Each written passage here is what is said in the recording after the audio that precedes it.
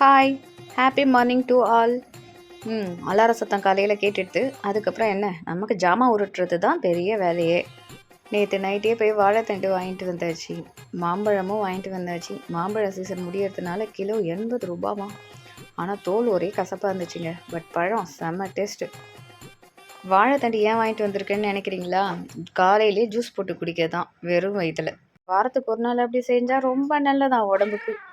First நான் சில்வரில் 2 burner stove தாங்க வச்சுட்டு இருந்தேன். அது பத்தலைன்னு சொல்லிட்டு தான் 3 வாங்கினேன். இப்போ இருக்கிற டைமுக்கு பார்த்தீங்கன்னா 3 வச்சுருந்தாலும் பத்தாது, 4 வாங்கணும் போல். ஒரு அடுப்பில் பால், ஒரு அடுப்பில் பருப்பு, ஒரு அடுப்பில் சாதம். பருப்பு எப்பவுமே கழுவி ஒரு 10 நிமிஷம் ஊற வச்சுடுவாங்க. ஊற வச்சுட்டு தான் வெங்காயம், தக்காளி, பச்சை மிளகாவெல்லாம் கட் பண்ணுவேன்னா பார்த்துக்கோங்களா. இன்றைக்கி வெத்து சாம்பார் வச்சுட்டு கேரட் பொரியல் செய்யலான்னு சொல்லிட்டு ஐடியா. எங்கள் ஊரில் வெத்து சாம்பார்னு சொல்லுவாங்க, அப்படிலாம் கிள்ளி போட்ட சாம்பார்னு சொல்லுவாங்க. இது ஒவ்வொரு ஊருக்கு ஏற்ற மாதிரி மாறுது பேர். இந்த சின்ன வெங்காயம், பூண்டு உரிக்கிறதுக்குலாம் நமக்கு தனியாக ஒரு ஆள் தேவைப்படுதுங்க. அட்லீஸ்ட் நமக்கு ஒரு தனியாக ஒரு கை இருந்தால் கூட பெட்டராக ஃபீல் பண்ணுவோன்னு நினைக்கிறேன்.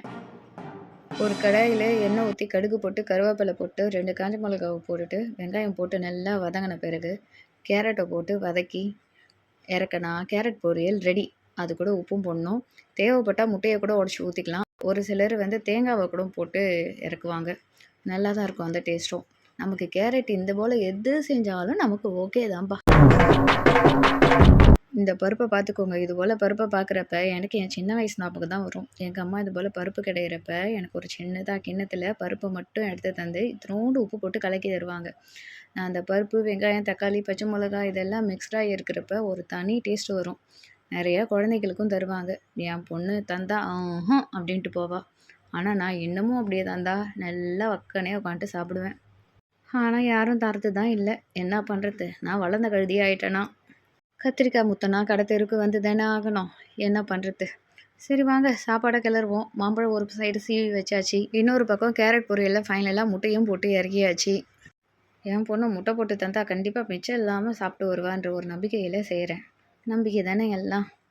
வேப்ப மரத்துக்கு கூட 4 ஈக்காக்கா வருது, நம்ம சேனலுக்கு 4 சப்ஸ்கிரைபர் வரமாட்டேன்றாங்க. முடங்க பாயில்ன்றதுக்காக சடங்க நிறுத்த முடியுமா? அந்த கான்செப்டுக்காக தான் 4 வீடியோவை போட்டுட்ருக்குறேன். நீங்களாச்சும் சப்ஸ்கிரைப் பண்ணுங்கள்.